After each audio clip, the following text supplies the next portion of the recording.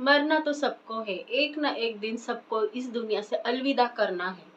वही मौत अगर एक नौजवान की होती है, तो लोगों को भी बहुत दुःख होता है यह बात सुनकर। और ऐसी ही एक घटना जो है वो हो गई है कचहरी के कानपुर में। बात कुछ ऐसी है, प्रियांशु श्रीवास्तव ये जो है अपनी ग्रेजुएशन कंप्लीट होने के बाद, लॉ की पढ़ाई भी कंप्लीट होने के बाद कानपुर कचहरी बिल्डिंग से उसने प्रियांशु ने छलांग लगाई और सीधा 5वीं मंजिला से प्रियांशु नीचे गिर गई। वो हादसा इतना दर्दनाक था कि देखने वाले बाकी के लोग इस आवाज से ही पूरे के पूरे डर गए थे। और आगे जाके अगर उन्होंने देखा तो प्रियांशु का सर पूरी तरह से फट गया था और उसके बॉडी पर हर जगह जख्म थी, खून था, घाव था और खून भी बहुत ही बह रहा था। उसी हालत में उसको नजदीकी हॉस्पिटल में लिया जा रहा होता है, लेकिन डॉक्टर ने उसको मृत घोषित कर दिया। ये जो बात है, आखिर प्रियांशु श्रीवास्तव ने अपनी जान क्यों दे दी? और उसने ठीक मरने से पहले 15 मिनट पहले स्टेटस पर टाइप करके उसने एक मैसेज भी लिखा था। उसने अपने जिंदगी का पूरा सच यानी कि पूरा दर्द उसने जो है उस नोट में लिखा था। वो कहता है, वो नोट के अनुसार प्रियांशु का यह कहना था कि प्रियांशु जब पैदा हुआ था, पैदा होने के बाद 5 या सिर्फ 6 साल की उम्र में प्रियांशु ने फ्रिज से आम का जूस पिया था, वो भी चोरी से।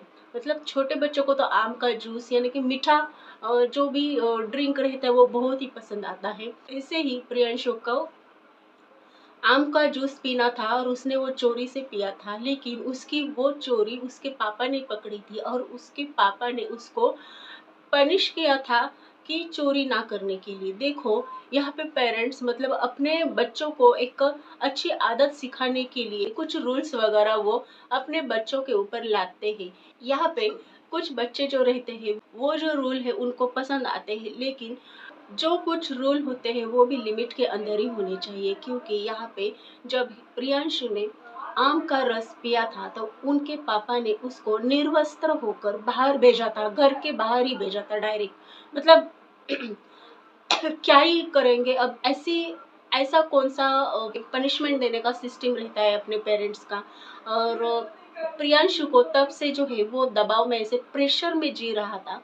और यहाँ पे प्रियांशु आगे भी बता के चलता है तो अपने सुसाइड नोट में आगे यह भी कहता है कि जब प्रियांशु छोटा था यानी कि 9th में था, तो प्रियांशु के पिताजी ने दबाव डाला था कि एग्जाम में मार्क आने चाहिए, अगर नहीं आते हैं तो तुझको फिर से नंगा करेंगे और घर के बाहर भेजेंगे। और इसी प्रेशर में, इसी दबाव में जो है प्रियांशु जी रहा था। उनको हर एक एग्जाम के टाइम उसके पापा हर टाइम जो है ऐसे डिप्रेशन में डालते थे और प्रेशर बना डालते थे उसके ऊपर। और यही जो प्रेशर है बचपन से लेकर जब मतलब प्रियांशु को जब समझ आई, तब से प्रियांशु ने बस यही देखा कि उसके पापा जो हर चीज के लिए उसके ऊपर दबाव डाल रहे हैं। और प्रियांशु ने अपने पापा के खातिर यानी कि उनका जो कहना था कि पिताजी जो है निर्वस्त्र होकर बाहर डायरेक्ट भेजते हैं, तो इसलिए प्रियांशु की जो इज्जत थी वो मोहल्ले में भी नहीं थी। यानी कि मोहल्ले में जो है प्रियांशु को इंसल्ट जैसा फील होता था। हर टाइम हर घड़ी वो अपने पिताजी के प्रेशर में ही रहता था। और यहाँ पे बता के चले तो एग्जाम के टाइम हो गए, अगर एग्जाम के दिन आए तो भी प्रियांशु के पिताजी का बस यही कहना था कि फर्स्ट नंबर आना चाहिए या फिर जो है अच्छे मार्क्स लाना चाहिए, अगर तूने नहीं लाए तो ये करेंगे वो करेंगे बोल के। और इसी दबाव में जो है प्रियांशु जी रहा था। और उसने जो है अपनी जो कड़वी सारी जो यादें हैं वो स्टेटस में लगाई थी और वहां पे उसने सारा लिखा था अपने पिताजी के बारे में। प्रियांशु ने अपनी आखिरी जो इच्छा थी वो भी जाहिर की थी। प्रियांशु का कहना वो था उसकी लाश को उसके पिताजी हाथ न लगाए। मतलब इतनी कड़वाहट जो थी प्रियांशु के पापा ने प्रियांशु की लाइफ में घोल दी थी। और ऐसी लाइफ से प्रियांशु पूरी तरह से तंग आ गया था। और प्रियांशु का यह भी कहना था कि वो जो लाइफ है वो अपनी मर्जी से बिल्कुल नहीं जी रहा था, उसकी लाइफ अपने पापा की मर्जी से चल रही थी। हर बात पर उसके पापा उस पर शक किया करते थे और शक भरी नजर से देखा करते थे। और इसी सारी चीज़ों से प्रियांशु आखिर करके तंग आ गया था और उसकी बहन का भी यही कहना था कि वो जो है प्रियांशु वो दबाव में जी रहा था। प्रियांशु की बहन का यह भी कहना है कि प्रियांशु दबाव में जी रहा था। प्रियांशु बहुत डिप्रेशन में भी था और एक प्रेशर था उसके लाइफ पे, मतलब पिताजी का। और उसके पिताजी का यह कहना है कि अच्छी आदत डालने के लिए वो प्रियांशु को डांटते थे या फिर इस तरह से ऐसे रूल उन्होंने बनाए थे, वो अपने बच्चे की भलाई के लिए बनाए थे।